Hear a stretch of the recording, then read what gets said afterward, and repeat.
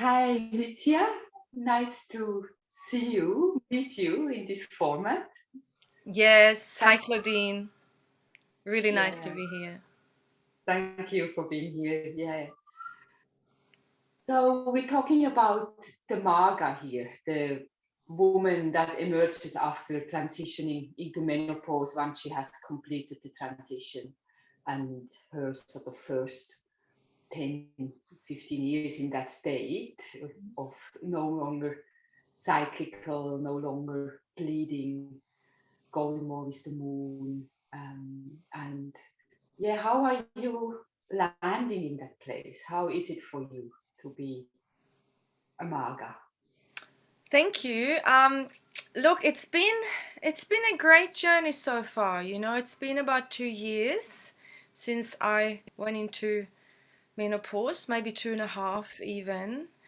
And I feel grateful that I was, without actually planning it, but I was starting probably a couple of years before that began to work with a natural health practitioner who sorted out my adrenals and other things. So when I entered menopause, my body was in good balance, and I think that really contributed to that. It has been a really smooth journey for me.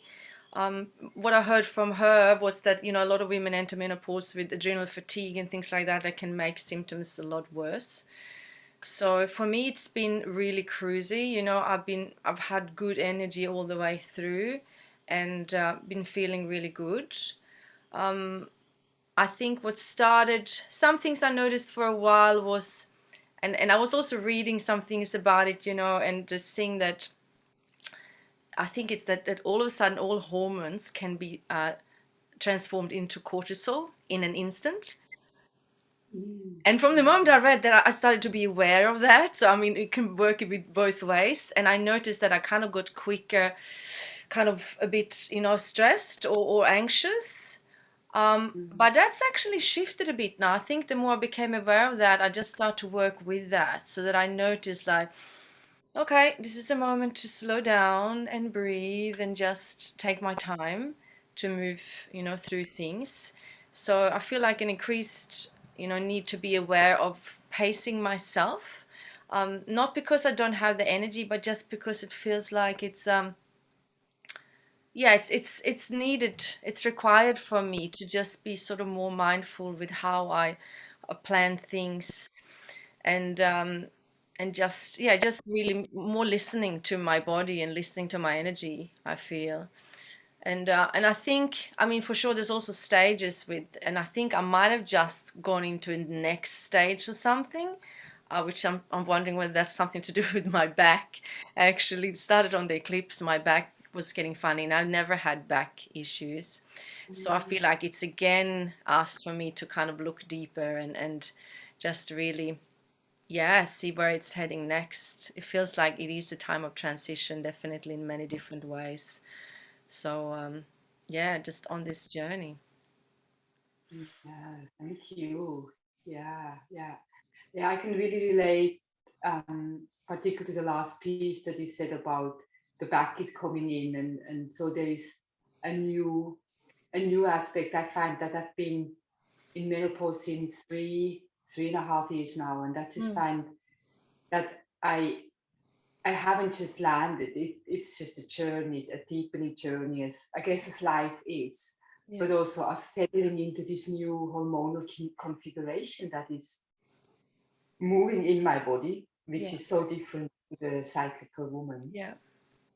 Yeah, yeah, yeah, that's good. And it's great to hear about the adrenals and yeah, how important it is to come into it with into the transition with an awareness and um, um, um, a head start somehow. Hey, Yeah. Yeah. And to get support with that, with yeah, someone who knows those yeah, kind of things. yeah, Yeah. totally. And so, yeah, our conversation today wants to head towards sexuality and how a woman transforms sexually through the transitioning, and on the other side, how her desire shifts, the difficulties and the beauties of especially the transition of landing in a new place through the transition. And I'm really curious because you work with men mainly, supporting them in developing a more mature sexuality and growing. And so, yeah, and I've been always curious during my transition and just feeling for me like I started to go more in and I have had less desire for um, for sex, but more desire to explore, so less desire for the penetration piece, but more desire for the sensuality, the nourishing aspect of sexuality. Mm. And yeah, and I had a bit of the thinning of my wall, so my yoni got really tender there for a moment, and now she's feeling quite juicy again. Mm. Yeah, so I just would love to hear what do you feel about that? What is there for you? Yeah, look, it's a great topic, and I love it because for me it's such an intrinsic part of how I approach sexuality in the first place, and the stuff that I do, the work that I do with men, is really based on a very sort of feminine centered understanding that's very, female friendly, because our sexuality, the mainstream sexuality, is not female friendly. It's based on male arousal. It's made for and by men, and that's where, in our world, for women, they kind of learn that they have to fit into that model to be, seen as, you know being sexual and being okay.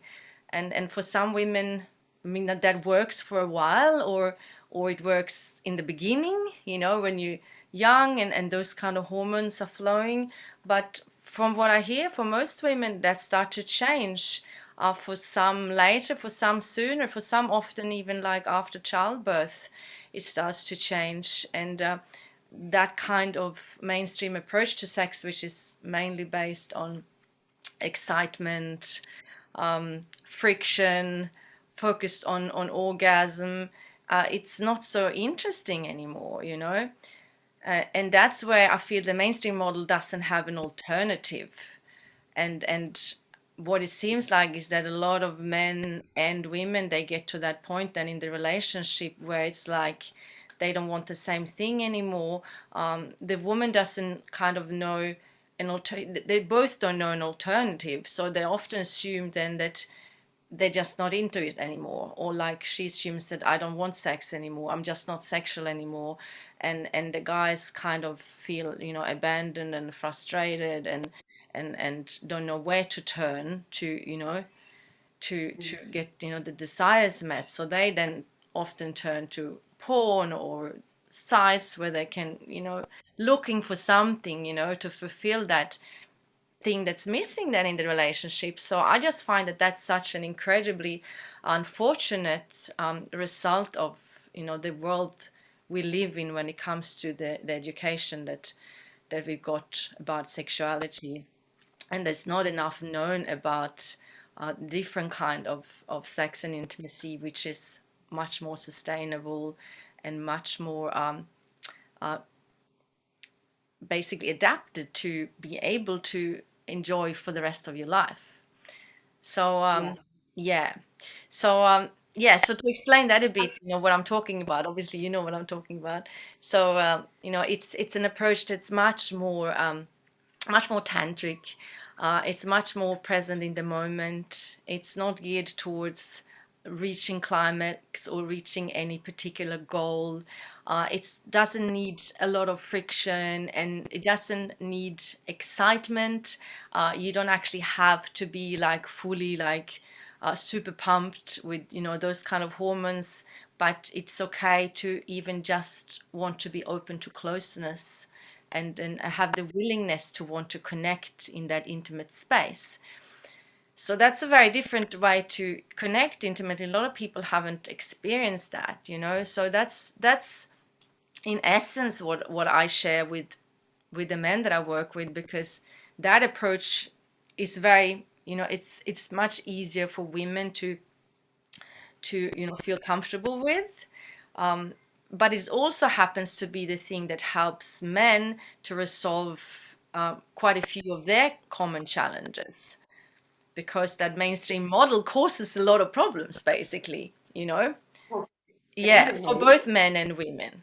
Yeah. Yeah. So for women, it's kind of, it feels like hard work at some point to try and have to get in the mood and get excited, and then all that kind of hoo-ha for something that maybe only lasts for a little bit, and they end up feeling kind of like, is it worth it? Like, yeah. And for the guys, yeah, tell me. Yeah, I totally love how you frame your work, because that's what I've been feeling too. It's this patriarchal model that is in our sexual behavior and what we learn, and it gets me quite enraged still. Yeah. It's so important, and I work with women, so for me that's also what I teach women, how to get out of that goal orientatedness. And when we do the yoni mapping, work with sexuality, just be in that no goal and really in the sensation, and to get to feel what's happening in every moment in the body. Yeah. And it comes back into that. I think it's the spaciousness, and the spaciousness has a sacredness around it. That's really touching. Yeah. That's my experience, where the women just go into this, that is so beautiful and so simple. Yeah. And the places they can go with that are so much more fulfilling and sustainable. Yeah. And I also feel like there is something that's actually the real lovemaking, when we talk about lovemaking, that in that slowing things down and allowing the spaciousness and the presence to come in more, then the hearts can open, and it is like we're making actually love. Yeah. We're doing hearts and lovemaking. And yeah, so for me, I was never kind of sure. I haven't had that many men in my life, but some have been able to meet me in that and some not. And I'm sort of curious also what we can expect from man in the unraveling of his conditioning and in where it leads. So I would love to hear, you started already to share how it can support man to um, heal some different conditions that they've been Yeah. dealing with. So I would love to just hear a little bit more around that. How you see that. Yeah. Yeah, well, absolutely. I mean, it's healing for both partners, which is amazing. I mean, that's the way it was designed originally, wasn't it? No, Yeah. and then we kind of taken it and distorted it kind of, and not saying that, there's also women, who, this is, we're not speaking for everyone. There's a percentage of women who do like, the more maybe masculine approach as well. So, each one to his own for sure. But I think that this is something that's not known enough, and if more people knew that there is this much more gentle approach to love making, that is so much more suited when you enter menopause, when you lose that, that, or it's, you don't necessarily as easily get that sort of wild sexual, energy, even though that can happen as well, but it's a different way to get there.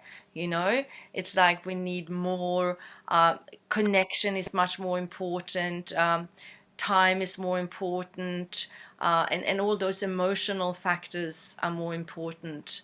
And um, and so, yeah, there's a lot of couples that just don't know about it. And then it happens, that thing that seems to be such a common sort of understanding these days, that couples at middle age, they just don't have sex anymore. It's just the way it is.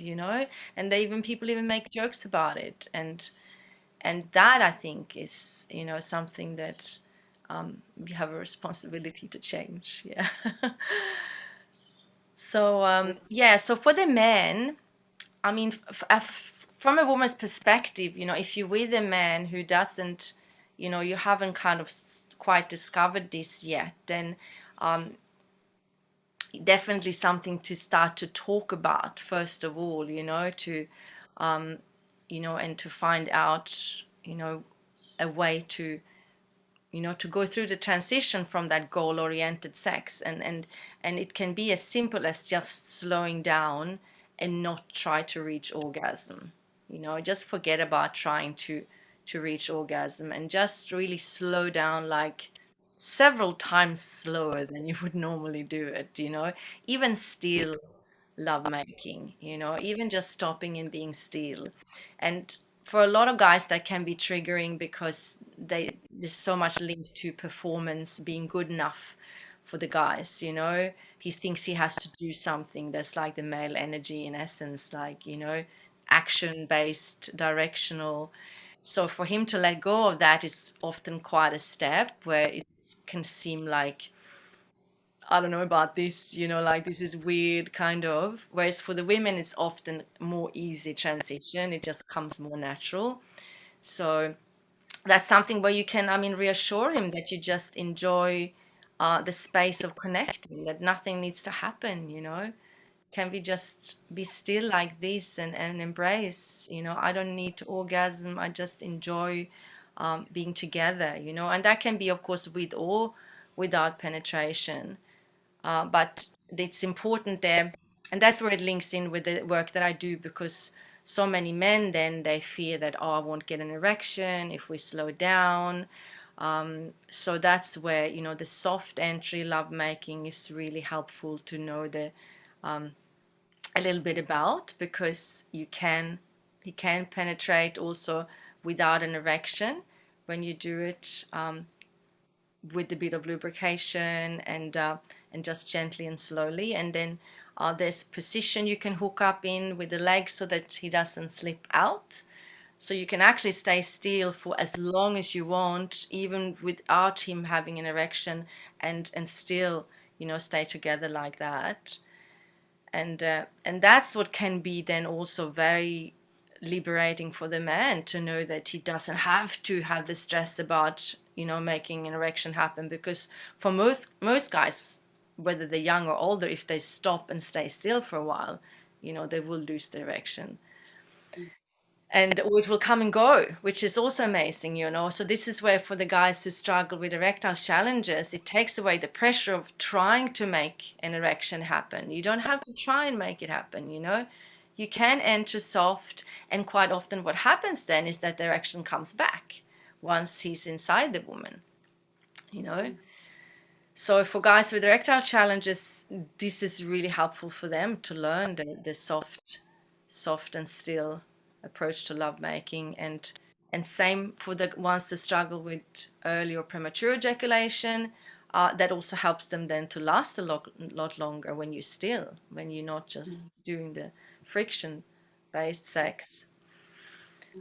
As well as the guys that struggle with delayed ejaculation, you know, they also then can start to discover that it's not just about reaching somewhere. When you slow down, there's so much to discover that you miss when you just have that goal in mind.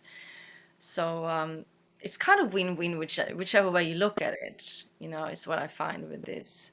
Yeah. And it's beautiful in that slow, spacious lovemaking, when the penis and the vagina are connected. Mm. There, I find that in the vagina, and like around the penis as well, that the vagina becomes so receptive to the penis in all the different Yeah. aspects of the vagina are open. And then the penis is reacting to that too. So it's a real, it's such a beautiful, beautiful encounter once that, yeah, when that is cultivated. And it doesn't just happen like that. It is a cultivation, I found. Yeah. And Yeah. sometimes it can be in the beginning a little bit awkward because there is not much energy, not much of eros around, but to really just be with that. And there's even this the teacher Barry Long, you Yeah. might know him. who wrote this book, Lovemaking, and his practice, what he suggests is to come together as a couple every day for half an hour or a particular time, and just lie together either with soft penetration connection inside or just lie together and to share with each other whatever emotions come up as a real inquiry and not to shy away from saying anything. Yeah. And that's like the armoring, like shedding layers of emotional holding. There's so much in that, isn't it? Yeah, yeah. Well, it was Bai Long that started this, I think, in the Western world at least, and then Diana Richardson really is the most Yes. known teacher of this method. Yeah. And like you say, it's like that thing. I like to, um, describe it as the vagina and the penis start to talk to each other in their own language, and that Totally, only yeah. happens when we are not trying to push our own agenda on it. When we're coming Yeah. in, oh, this has to happen, and does she like this, or and then they can't communicate. But when you slow down, and it might not happen instantly, but it does happen after a little while, is they start to kind of they find their own way and they start to communicate, and amazing Yeah. things happen. Yeah. Yeah. Like what you said before about um, the fast might not happen so much anymore, but if the energy starts to move and come into a fastness from that relaxed place, then it's so much more authentic and so much. But yeah, everything can happen in there, really. I know, and this is what I think that the women who might, be entering, menopause, or and with a man that doesn't know about this, it's so easy to think that, I'm just not into it anymore. Whereas actually, it's just that you're not into that kind of sex anymore, but there's a whole new world to discover of intimacy and lovemaking, which is sustainable and that can last until, our very last breath, as far as I understand it. And but it's a very different approach, and it takes two to tango. So it's something to transition into, and for, in the beginning, like you say, it can be a bit awkward, and that's kind of, I mean, that can also, you can definitely use that as a kind of fun part of it, like, so what are you feeling? Oh, I feel nothing. Like, what are you feeling? Oh, I feel nothing either, And it is like that for a bit until, like, oh yeah, I feel something, and you can just keep each other present like that in very simple, just in the moment conversations. You're not off thinking about other things or talking about other things, but just Yeah. about the immediate here and now. What are you feeling? And it's totally normal that in the beginning it doesn't feel like much because you're not used to this type of lovemaking, but the nerve endings start to wake up usually pretty quickly. For some, it can take a while. I think some people, some people can take maybe a few weeks, but I think it's quicker than that. I think for the woman, it's pretty quick.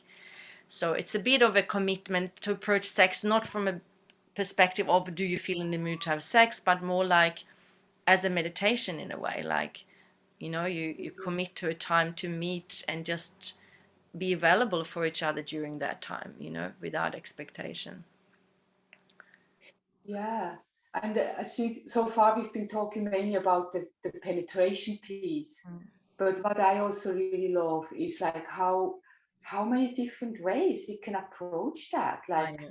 Yeah. just to come together and maybe say, like with the wheel of consent, where you explore the type of touch of, is it the touch of me or is the touch for you? Like how would I like to be touched? Would you be willing to touch me? Yeah. Or love to touch you in that way because really feed desire in the moment. May I? And then you can let me know if that's okay for you or not. So there's so many different ways to play and to hang out together. And I see for myself and for what I see with clients as well that we can get so fixated on how sexuality, how sex has to look, Yeah. that we forget about just Yeah. being spontaneous and creative and Yeah. playful with it. Exactly. Most people I think have sex pretty much the same way. You find something that works and then they stick to that. So that's something I always sort of find out in the beginning when I work with someone, like, so how do you do it? And they're like, what do you mean? I just do it like normal. So what's normal for you? And everybody pretty much has a certain way they do it. And in a long-term relationship, then yeah, for sure, that gets really kind of monotonous, because it doesn't have the spontaneity in it. So that's where it's like you kind of need a full pattern interrupt where you just throw out whatever ideas and then just start in the moment and and and see what evolves. So there's lots of different things that can support that. I mean, like I work a lot with embodiment practices with my clients as well, in really getting into the whole body. So regardless of sexuality, just really getting into trusting the body and allowing ourselves to be guided from the body without thinking like, should I do this move or should I do that move, which then gets really kind of awkward. But when you start to really trust your body and let the body guide, then it becomes a journey that's like becomes like a dance where you don't know what's going to be the next move, but it somehow always or usually goes in a way that feels it's kind of has its own life. It's organic. And Mm. like things you mentioned too, where you can include anything you want, really, like you know meaningful conversations and consent and touch and whatever comes through. And that's what I find when we start to trust the body, it knows where to go. It knows what kind of movement is the next one, or it could be even sounds, it could be some kind of animal spirit coming through or whatever. And that's like the amazing journey then. And then it's never the same. It's every Mm. time it's like a new journey of connecting. Beautiful.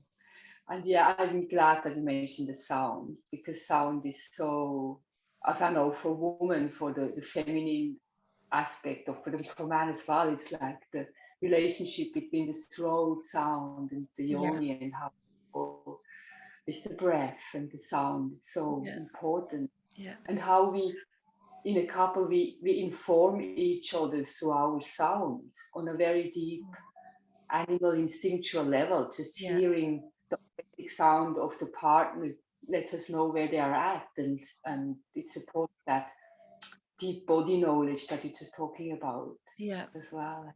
yeah. Important. Yeah. So it's like a journey. I suppose it helps also if each one of the two not only have the desire to connect together, but also to go on that journey for themselves, because that's where it starts. We so often focus on that sex is always with another person, but really it's our energy that's with us all the time. And the more you're familiar and trusting your own body, the easier it is then to get together with another person when you do that. Yeah. Yeah. Yeah. Yeah. That's great. Yeah. Is there anything else that is just in your field that you would like to add to um, yeah, to meeting, especially as a Maga after menopause? Um, any other aspects that Sorry, I missed the are, last thing you said. especially as a Maga, like after when we're landing in menopause? Yeah, yeah. Like, Yeah, good question. So for me, it would be really to connect with your own body, to when it's if you sort of been completely sold on the mainstream model, it's easy to feel like something is sort of ended in a way, like you lost something, or that or something's wrong, maybe even for some women. And if you can approach it as a transition that leading to something else, then it's like becomes like a journey of adventure in discovering and connecting with your body and what works, what's different now, what works now compared to maybe what worked before. and really connecting with the aliveness of your own body and your yoni, you know. And that's not just in touch or penetration, but even just energetically, like in the way you connect internally with the whole body and the yoni. Like you can be connected to your yoni without doing anything, you know. It's just that feeling of like, yes, she's alive and part of, you know, part of what's happening. And that I feel is important, because that's something that can go, if there's, particularly if there's trauma, you know, which is also very common, then it can be some kind of shutdown or freeze that I think a lot of women deal with, maybe without even knowing that they have that. And that's where that your own internal connection is, you know, the this first step on the way to start to dissolve whatever that is, in a way where it's not trying to make something happen, not pushing, there's nothing to you know, achieve, but just really starting to connect with that aliveness. And the muscles in that area as well, that's an interesting part actually.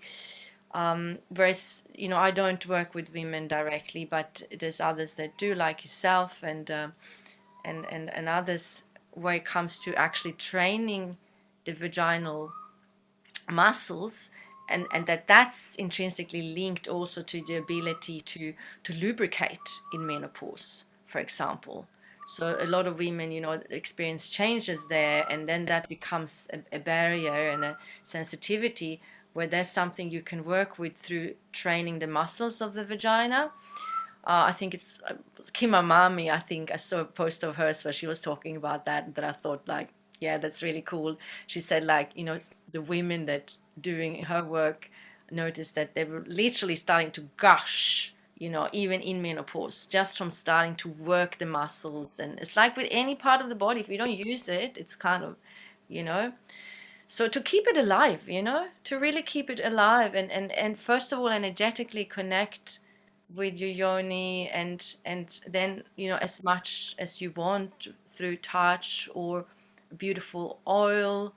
There's a beautiful yoni oil from a lady, a naturopath that lives somewhere locally to us as well, you know, or otherwise coconut, or yeah, you know, to keep, you know, connecting, even if you don't have sex with anyone, you know, just keep connecting with the body, And and yeah, honor the yeah, changes.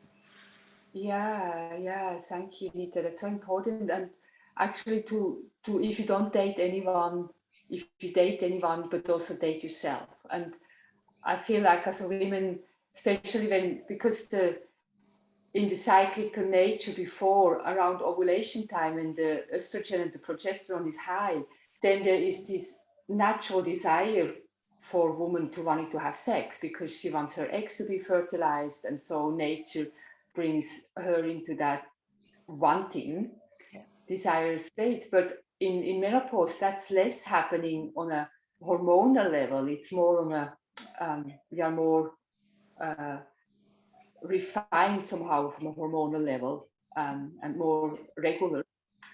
So we need to cultivate this energy, and to have dates with ourselves, to really make space as you would with a lover.